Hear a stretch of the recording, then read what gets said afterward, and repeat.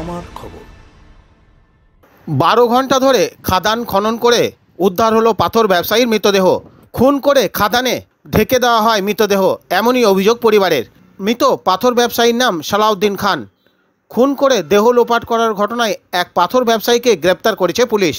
প্রসঙ্গত 6 দিন ধরে নিখোঁজ ছিল সাঁইথিয়া তৃণমূল ব্লক সভাপতির ভাইপো সালাউদ্দিন খান।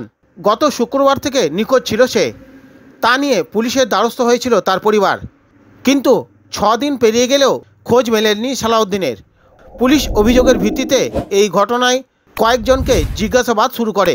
অবশেষে মোহাম্মদবাজার থানা এলাকায় তালবাঁধ যাওয়ার রাস্তায় শালডাঙ্গার একটি পাথর খাদানে খনন করে সন্ধান চালানো শুরু করে। প্রায় 12 ঘন্টা পর সেখান থেকে সালাউদ্দিনের মৃতদেহ উদ্ধার করা হয়। পুলিশের প্রাথমিক অনুমান, ব্যবসায়িক শত্রুতার জেরেই এমন খুন। এই ঘটনায় ধৃত এক পাথর ব্যবসায়ী, তার বিরুদ্ধে সালাউদ্দিনকে অপহরণ করার অভিযোগ রয়েছে। গতকালই ধৃতকে সিউড়ি আদালতে তোলা হয়। আদালত 10 দিনের পুলিশ হেফাজতের নির্দেশ দেন। পুলিশ তাকে জিজ্ঞাসাবাদ করে জানতে চায় কী কারণে এমন ঘটনা ঘটল। ব্যবসার জন্যই খুন করা হয়েছে সালাউদ্দিনকে, দাবি পরিবারের।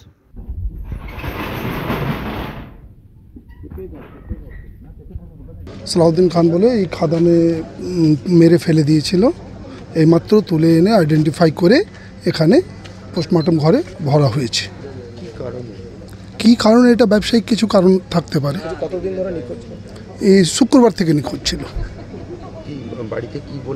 বাড়ি থেকে বলে বেরিয়েছিল তারক টুডুর সাথে দেখা করতে যাচ্ছি, তারক টুডুর সাথে হিসাব করতে যাচ্ছি, ব্যবসায়িক হিসাব করতে গিয়েছিল। তারক টুডু একটা পাথর ব্যবসায়ী। ওনার সেটা বলতে পারবো না, এখন আটক করেছে কি করেনি সঠিক বলতে পারবো না। তার নামই তো অভিযোগ হওয়ার কথা। আদৌ লিখিত কী অভিযোগ হয়েছে সঠিক আমিও জানি না এখন। আমারও বন্ধু হিসাবে ছিল। হ্যাঁ, বাড়িতে জানিয়ে গিয়েছিল যে আমি তারকের কাছে চললাম হিসাব করতে। না, সেসব কিছু জানিয়ে যায়নি।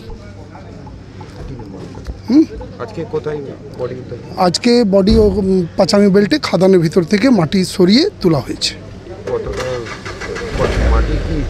মাটি খাদানের ভিতরে ফেলে মাটি চাপা দেওয়া হয়েছে।